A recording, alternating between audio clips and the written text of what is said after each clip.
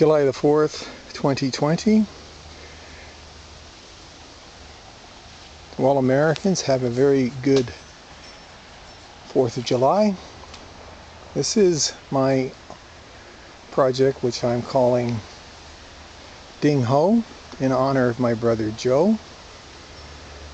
It's his car. He died, and I finally, after 12 years, have picked it back up off of the family, and it's now in my name. So this is day one of what could be an extended basic refit, rebuild, whatever you want to call it.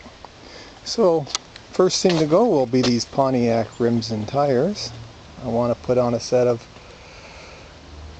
Chevrolets. Let's see, we've got some gap issues around the doors. The bottom corner of that fender needs a little bit of work. You can see he was preparing it to get painted. That was 12 years ago. Since then, not much has happened. So here I am looking at what I need to go forward with. Let's have a look inside. I have already basically cleaned out the mouse nests, which actually filled up to here on this door.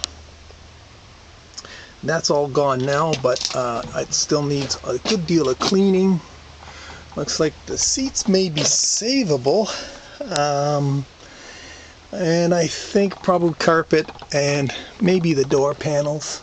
Door panels don't look too bad, but they're not exactly what I want to do. Inside we've got some other extra parts, including these sets of original Chevrolet wire wheel caps, which come for the Corvair at 13 inches. Pretty unusual, but there you go. So we've got a little bit of exposed surface rust here. Oh yeah, I just forgot. There is one spot of rust in the floor pan. I don't know if we can pick that up, but there she be. So this is a 4-speed car. Pretty unusual. He was a racer. Used to race stock cars. I used to run with him. But this was his pride and joy. He had this from 1970. This is a 65, so he rebuilt the engine. He had all the parts out of the States way back when.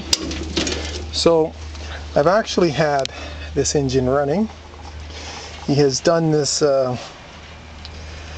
got a big carb on this. I think I'm going to have to probably get a little smaller one, but it does run. So it's got headers on it. It's very noisy.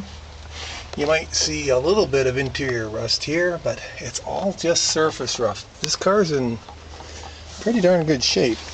The bumpers had it. A lot of the chrome trim needs work. And as we come around, you can see I've already put one of these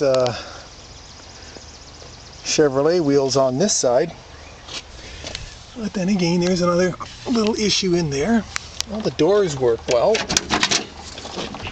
There's no rust in the A-pillars.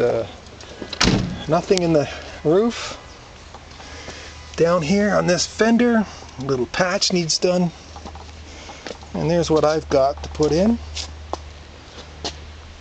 In his days of modifying this, he put in a rack and pinion. He never really finished that. I'm going to have to get that set up 100%.